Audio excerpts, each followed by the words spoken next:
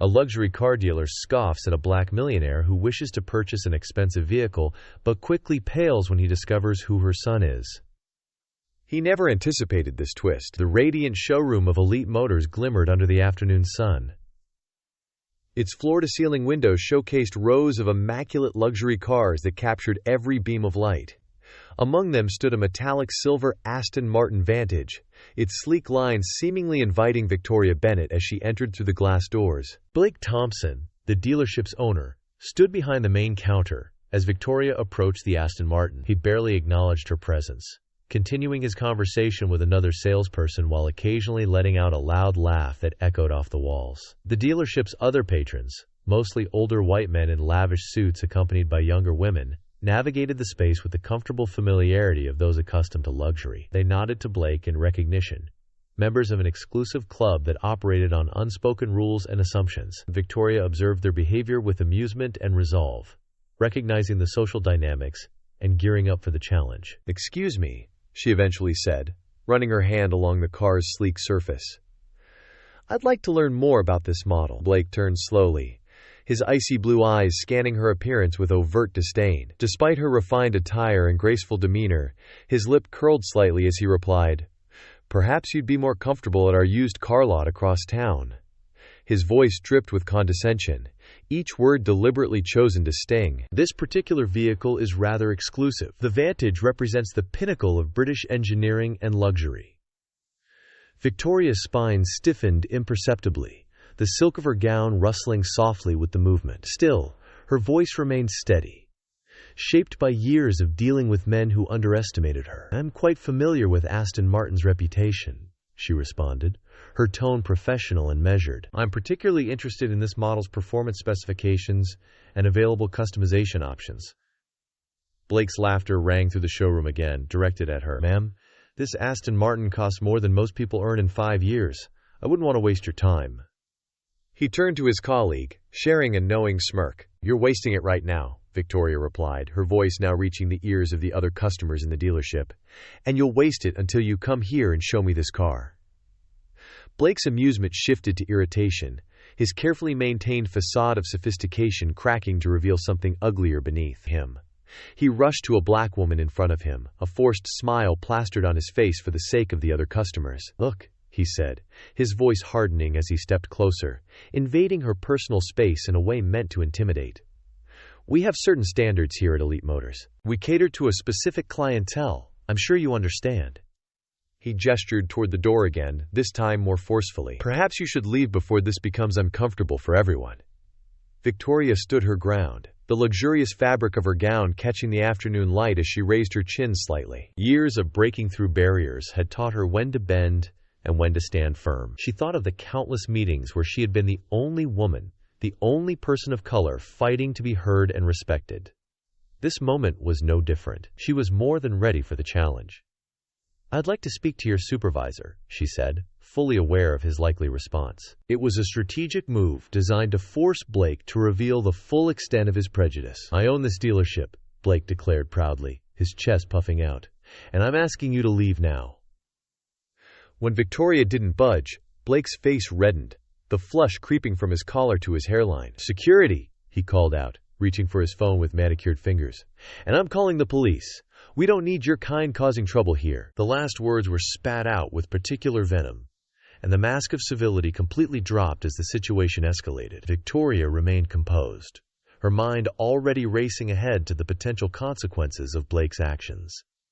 She had faced discrimination before, but never so blatantly or publicly. Part of her wanted to reveal her identity, to watch the color drain from Blake's face as he realized his mistake. But a deeper, more strategic part of her knew that sometimes the most powerful move was to allow your opponent to overextend themselves. The security guards appeared quickly, their faces uncomfortable but compliant as they flanked Victoria. Minutes later, 2 police officers arrived, their expressions stern, as Blake spun a tale of disruption and aggression, painting himself as the victim of harassment and potential fraud. Despite Victoria's calm attempts to explain the situation, she found herself being handcuffed, the cold metal pressing against her wrists behind her back, the beautiful silk of her gown bunching awkwardly with her arms restrained. Blake's laughter followed her as the officers led her toward the exit, "Next time, know your place," he said, loud enough for everyone to hear. Victoria held her head high as she was escorted out, even as other customers stared and whispered. The handcuffs bit into her skin, but she refused to show any sign of distress. The wine silk of her gown seemed to deepen in color under the harsh fluorescent lights, a stark contrast to the showroom's sterile whiteness as she was led to the police car. A slight smile played at the corners of her mouth, a smile that would have worried Blake Thompson immensely had he noticed it. What he didn't know about Victoria Bennett could fill volumes, and his ignorance was about to cost him dearly. 25 years ago, she had started as a junior accountant at a small firm, working grueling days while attending law school at night. Her husband, Marcus Sr., had passed away when their son, Marcus Jr., was just 2 years old, leaving her to raise him alone while pursuing her dreams of success in the financial world. As the police car pulled away from Elite Motors, Victoria's mind wandered to those early days of struggle and determination. She remembered the tiny apartment she and young Marcus had shared, the nights she spent studying while her son slept peacefully nearby, the sacrifices she had made, the prejudices she had overcome,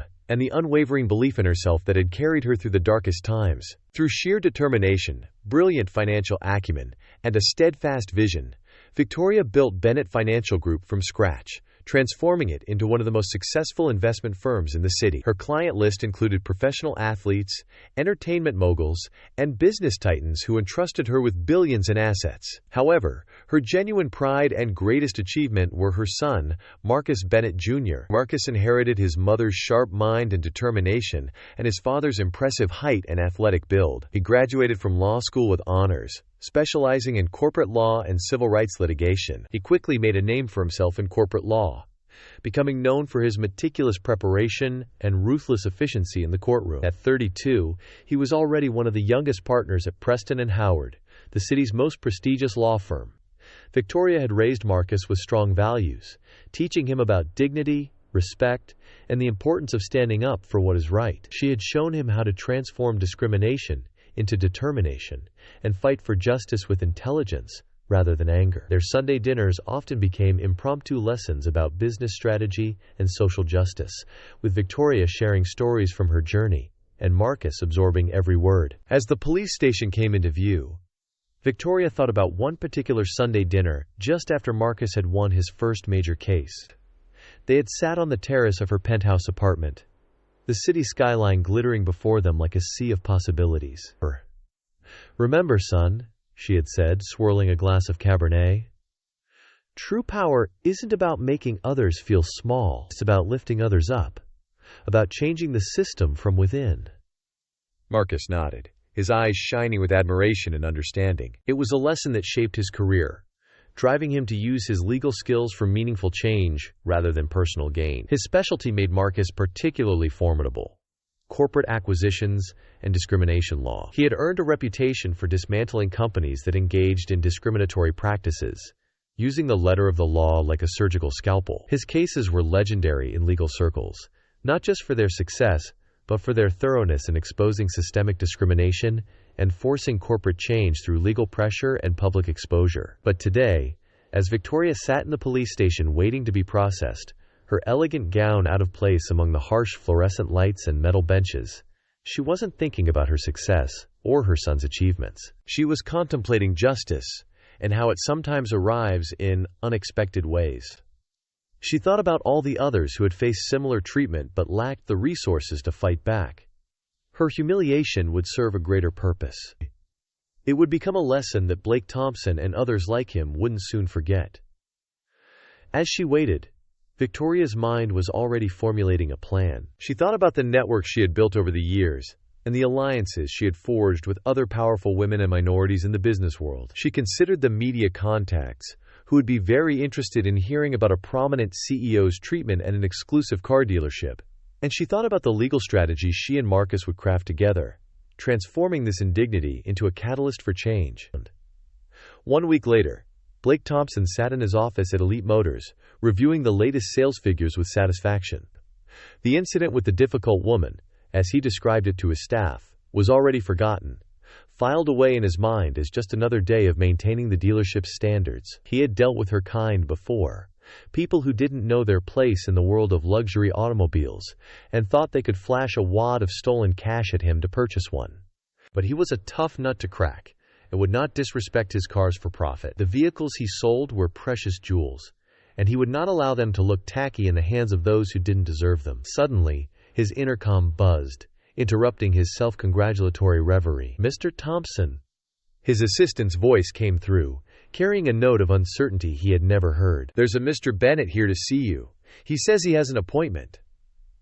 Blake frowned, not recalling any appointment, but the name Bennett stirred something in his memory. "Send him in," he said, straightening his tie and preparing to display the same casual arrogance that had served him so well over the years. The man who walked through his door was imposing, 6 feet tall, wearing an impeccably tailored Tom Ford suit that made Blake's look off the rack in comparison. His dark skin seemed to glow with health and confidence, and his smile was both professional and slightly predatory, reminiscent of a shark who had just spotted its prey. "Mr. Thompson," Marcus Bennett said, extending his hand, his Harvard ring catching the light. "I believe you met my mother last week, Victoria Bennett, the woman you had arrested for attempting to purchase an Aston Martin." The color drained from Blake's face as recognition dawned, the memory of his actions suddenly replaying in vivid, uncomfortable detail. His hand trembled, and his face turned pale as he reached for the papers Marcus had placed on his desk with deliberate precision. "This is a notice of legal action against Elite Motors for discrimination, false imprisonment, and defamation," Marcus explained, carrying the weight of years of legal experience and promising future consequences. "I'm also filing separate complaints with the Consumer Protection Bureau and the Civil Rights Commission. My team has already gathered statements from witnesses present that day, including several of your regular customers who were, shall we say, disturbed by your behavior." Blake's mouth went dry as he scanned the documents, his eyes widening at the detailed allegations and the potential damages listed. "Now see here. There must be some misunderstanding," he stammered, his earlier confidence evaporating like morning dew under a harsh sun. "Oh, I understand perfectly," Marcus interrupted smoothly, adjusting his platinum cufflinks, a gift from his mother on his first significant legal victory. "I understand that you had my mother, Victoria Bennett, CEO of Bennett Financial Group, handcuffed and arrested for trying to purchase a car from your dealership. I understand that you laughed while it happened, and I understand that your actions violated at least 15 state and federal laws." He paused, letting each word land with precision. "I also understand that this isn't the first time you've displayed such behavior. My firm has already been contacted by 3 other individuals with similar experiences at your dealership." As Marcus spoke, memories of his childhood flashed through his mind. He remembered watching his mother work tirelessly, building her business from the ground up. He recalled the nights she came home exhausted but still found time to help him with his homework and teach him about resilience and integrity. The lessons she'd imparted weren't just about success in business, but about using that success to make a difference in the world. Blake's face had gone from pale to ashen. "Bennett Financial Group," he whispered, the name finally registering in his mind and its implications. "Yes," Marcus confirmed, a smile playing on his lips that mirrored his mother's from a week ago. "The same Bennett Financial Group that, as of this morning, owns a controlling interest in Luxury Motors International, your parent company." He paused to let that sink in. "Mother always taught me to invest wisely. It's amazing what you can accomplish with the right strategy and patience." Blake collapsed into his leather chair, his laughter from a week ago replaced with shocked silence. The awards on his walls suddenly seemed to mock him, testaments to a success built on prejudice and privilege that was about to come crashing down. "You'll be hearing from the corporate board this afternoon," Marcus continued, straightening his cuffs deliberately. "But I wanted to deliver this personally. Mother also taught me about the importance of looking people in the eye when delivering important news." His voice carried no anger, just the calm certainty of justice being served. As Marcus spoke, he thought about the countless times he had seen his mother face adversity with grace and determination. He remembered her pride when he decided to specialize in civil rights law alongside corporate acquisitions. Standing in Blake Thompson's office, this moment felt like the culmination of everything she had taught him about business, law, and fighting injustice with intelligence and strategy rather than brute force. Blake's mind raced, searching for a way out, for some explanation or excuse that could salvage his position. But as he looked at Marcus Bennett, impeccably dressed and radiating quiet confidence, he realized the magnitude of his error. This wasn't just about one woman he had misjudged. It was about a systemic problem that had finally caught up with him. Mr. Bennett, Blake began, his voice barely above a whisper. Surely we can come to some arrangement. I never meant to. That is, I didn't realize. Marcus held up a hand, silencing Blake mid-sentence. Mr. Thompson, the time for arrangements and excuses has passed. What happens next will be decided by the board and the courts. I suggest you use this time to reflect on how you've conducted business and treated people. Perhaps some good can come from this situation if you learn from it. As Marcus turned to leave, he paused at the door, his hand resting on the polished handle. Oh, and Mr. Thompson, Mother, decided to purchase her Aston Martin from your competitor across town. They were much more accommodating. His smile widened slightly. In fact, she bought two. One for herself and one for me. We'll be sure to drive past here occasionally just to admire the view.